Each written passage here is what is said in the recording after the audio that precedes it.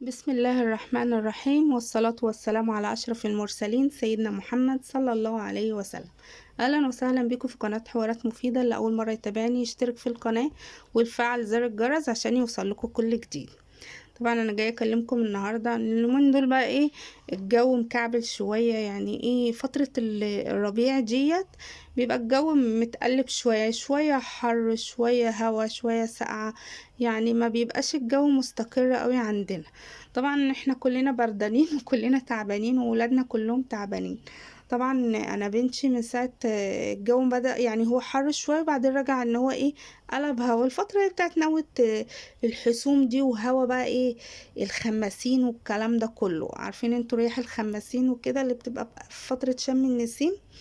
طبعا الجو مش مستقر وكل الولاد تعبانين. طبعا انا بنتي كانت تعبانة قوي، معاها كحة جامدة وصدرها ما بيهداش يعني.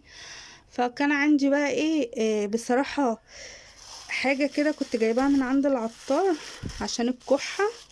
بجد بجد بجد انا جربتها معاها سحر، كأن ما فيهاش حاجه. انا قلت برضو ايه افيدكم بيها، لعل وعسى في ناس برضو ما بتحبش الادويه، ما بتحبش تشرب الدواء نفسه، لان الكحه بالذات ما بيبقى لهاش برشام.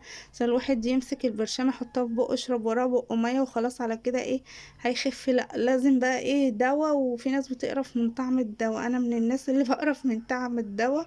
يعني لو عندي مثلا لو الواحد هيموت بس ما يحطش في بقه معلقة دواء، طبعا بيبقى طعمه وحش. حتى والله لو طعمه زي الفواكه وكده بالنسبة لبعض الناس بيبقى مقرف. انا بالنسبة لي بيبقى مقرف قوي. يعني انا عيالي ممكن ان هم صغيرين كانوا اديهم الدواء كانوا يرجعوا، كنت احط لهم في العصير يعرفوا طعمه وبرضه يقرفوا ويرجعوا.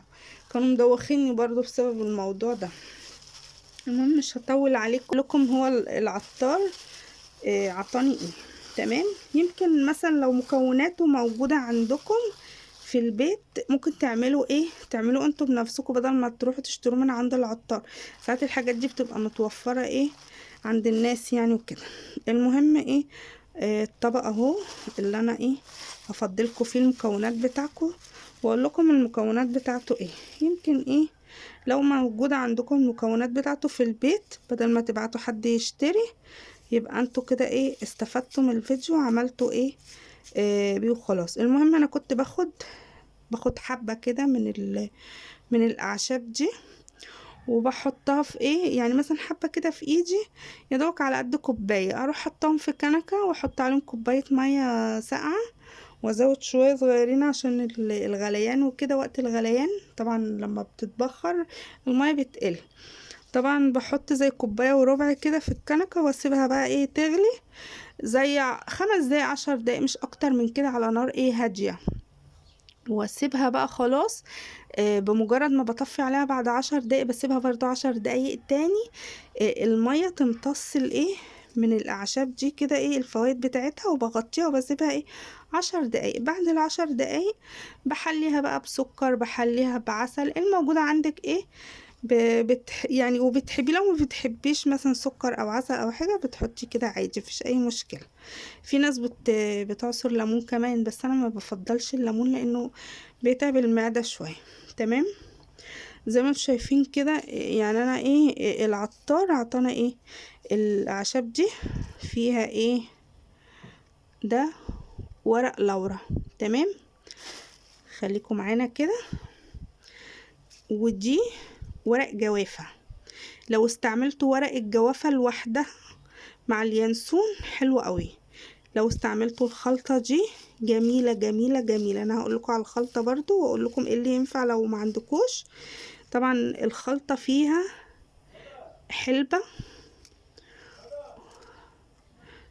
ينسون وكراوية، شايفين حلبة وينسون وكراوية. وفيها حبة البركة اللي هي الحبة السوداء.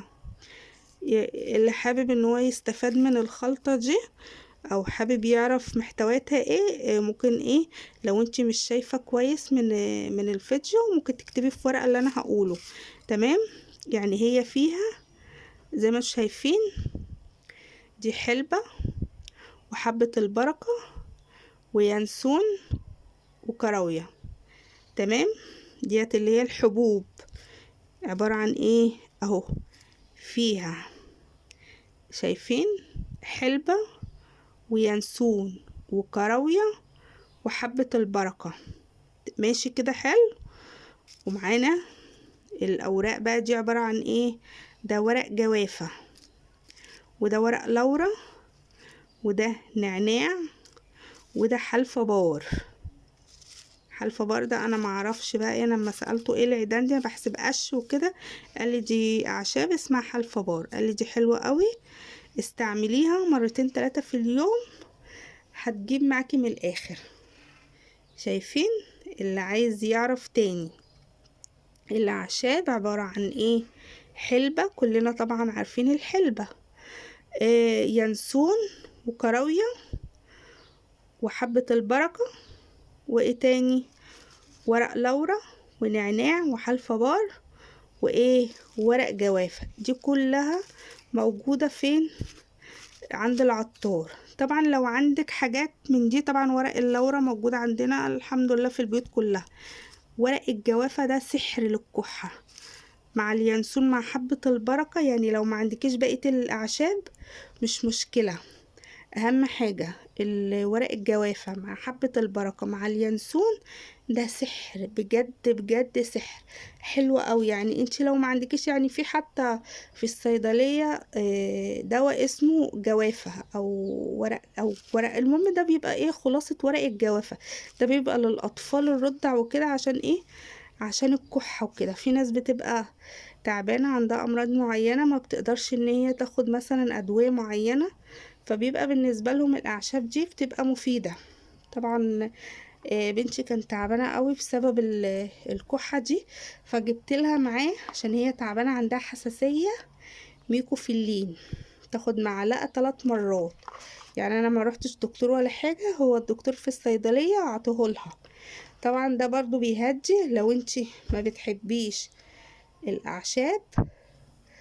الدواء ده حلو قوي، ميكوفيلين، ده برضو موسع للشعب الهوائية ومذيب للبلغم. هي بنتي الحمد لله ما كانش عندها بلغم ولا حاجة، بس هي كان عندها حساسية كده بسبب تغيير الجو والهواء والبرد وكده، فكان بالنسبة لها بقى إيه تغيير الجو ده بين الفصول كان تعبها شوية. طبعا ده حلو قوي.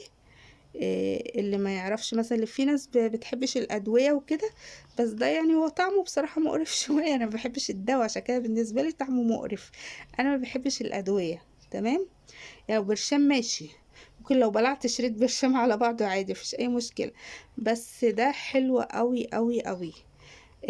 وبيهدي بصراحه، يعني مثلا لو الاطفال ما بتنامش بالليل من الكحه، كوبايه من ده مغليه مع معلقه من ده وانسي، هتنام وهتبقى، يعني انا بنتي كانت طول الليل عماله تكح، ومن كتر الكحه كانت بترجع، انا مكنتش عارفه اعمل لها ايه بصراحه.